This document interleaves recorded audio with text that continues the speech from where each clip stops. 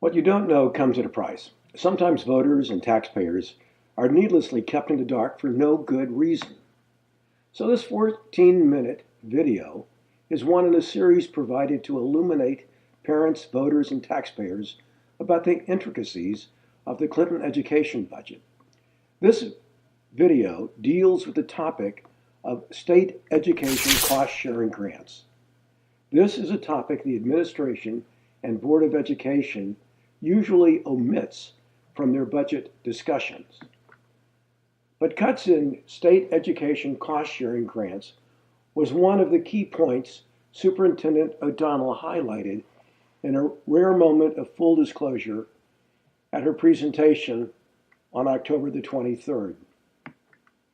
Ultimately, in 2017, the legislature and the state legislature, when we didn't have a budget till October, they reorganized and redid the funding formula for this grant. And in doing so, it greatly impacts Clinton over the next 8 to 9 years. So right now, we get $5.7 million approximately, and you'll see it in the graph in a second, here in Clinton to offset our entire budget. Okay, it comes to the town and it offsets the costs that we require. This is the graph of what is projected to happen with the new formula that was passed a year ago at the state level to Clinton. And we can see that it's not going in the right direction. So what this really means, just quick, if you compare the two bars, right now, this year, you can see we get almost $5.7 million. By 27-28, we're down to $3.7 million. In red, that's the reality for us. Every year, on average, the state's going to give us about $214,000 less to the town to offset costs.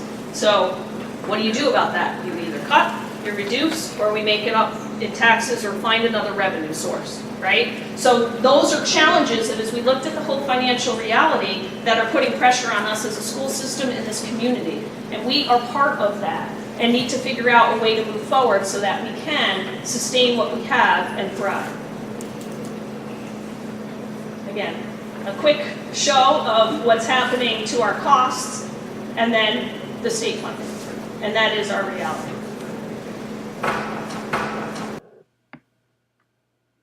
Clearly, adapting to any of these realities by trimming the operating budget is simply unimaginable. Since that presentation in October, Governor Lamont's budget proposal cuts Clinton's state education funding much sooner.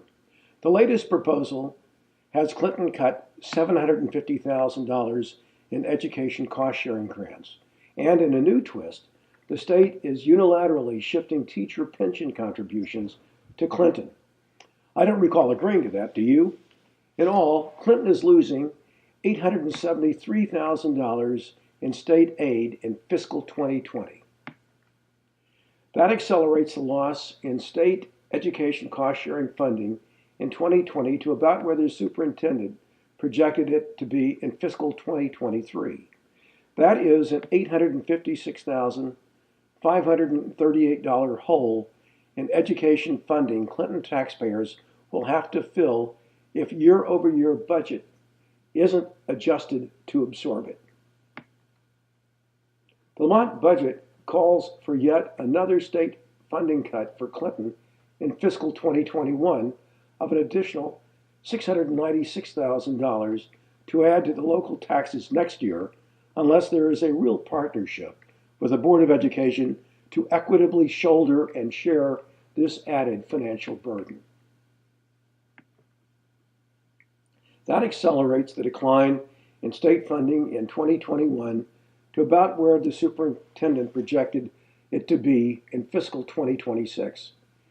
That's $1.4 million over 2 years. That is on top of over $897,000 Clinton taxpayers have already absorbed in lost state funding since 2016. If the superintendent and Board of Education chair are sincere about a partnership, they must consider absorbing some of this lost state funding with reduced year-over-year budgets in the fiscal years 2020 and 2021. That is this year and next year. Otherwise, the escalating cuts in state education funding unbalances the needs of students and the means of taxpayers and places undue pressure on low and middle income working families and on fixed income seniors. Because property taxes are the second most regressive tax paid by Connecticut taxpayers, mitigating these increases is a matter of human decency. Cuts in state funding is a critical factor, yet the superintendent omitted it from the budget presentation to the joint meeting of the Boards of Education, Selectmen and Finance. So she had to be forced to address it with this question. You did a really great job at the town meeting about closing Pierson, talking about state funding and how it's gone down and how it's going to continue to go down. And I'm sort of interested in your philosophy and the Board of Education's philosophy on absorbing those cuts as opposed to passing them on to taxpayers. I mean, what do you think your role is as far as state funding cuts are concerned in trying to adjust to those cuts? So I think it's always our role to provide the best programming, and I think the board, I can speak for the board, those are the conversations we have. Our charge as a Board of Ed and as the superintendent is to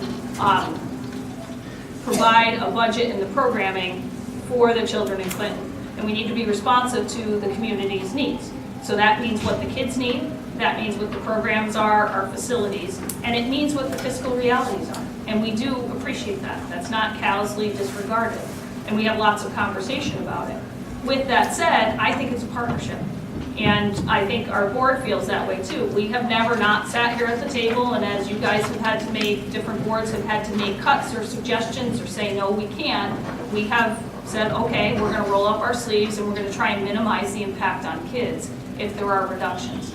So I can let the board speak, but from my perspective, it's to bring in a budget as fiscally responsible as we can. It's being creative in finding revenue sources like the security grant we wrote. We wrote another one, the Medicaid reimbursement, to generate as much revenue as we can to offset costs, to be prudent about our bidding and our contracting, health insurance, our going out to bid for photocopying, all of the different things that we work on throughout the year to bring in the most fiscally responsible budget we can.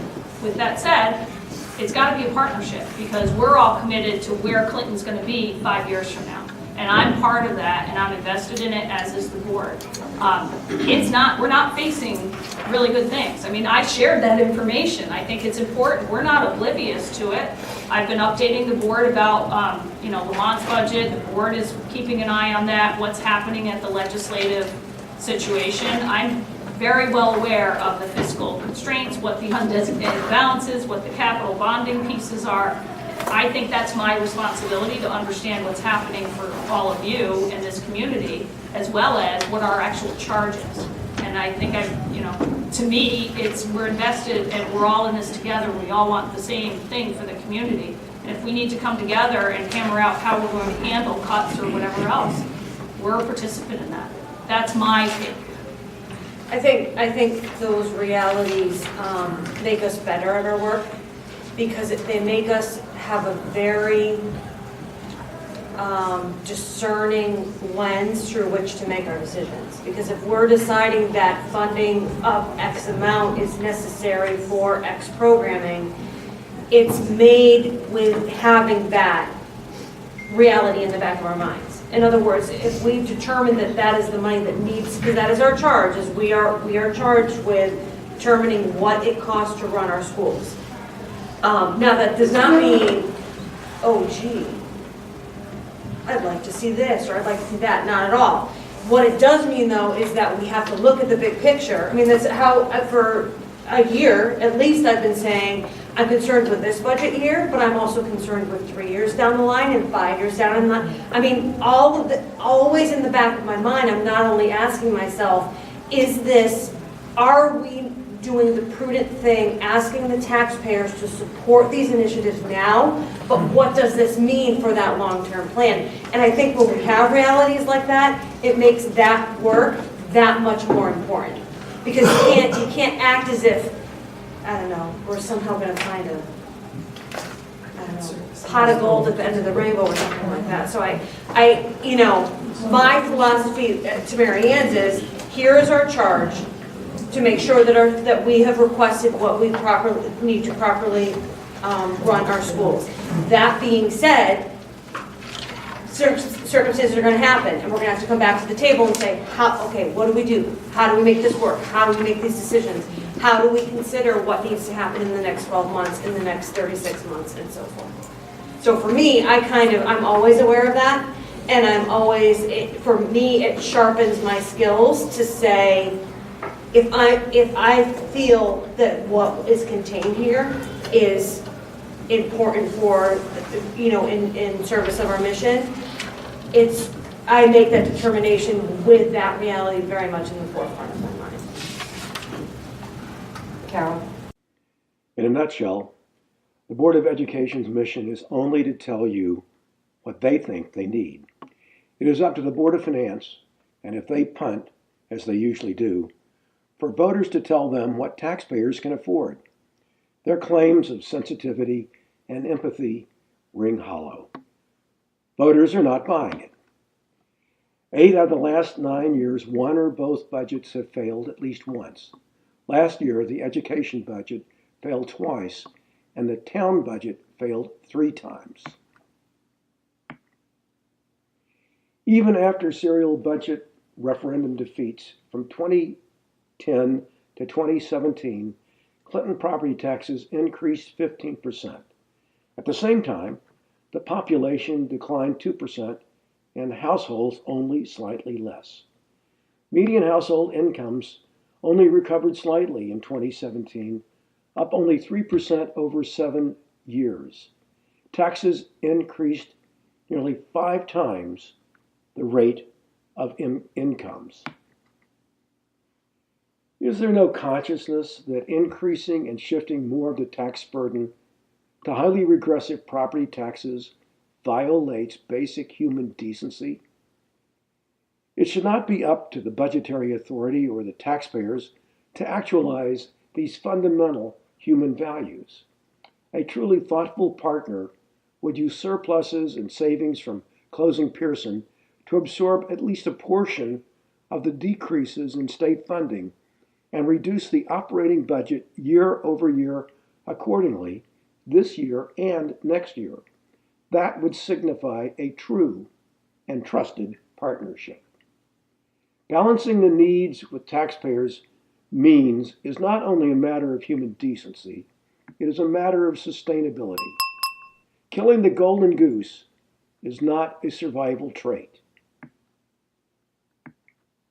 The folks who advocate voting no are not trying to steal children's education. They are trying to make taxes more manageable for poor and middle-income families so that they can save for college and retirement, and for seniors who are increasingly having to make painful choices between food, medicine, heat, and property taxes. This video written, narrated, and produced as a public service by Kirk Carr, the Kirkster.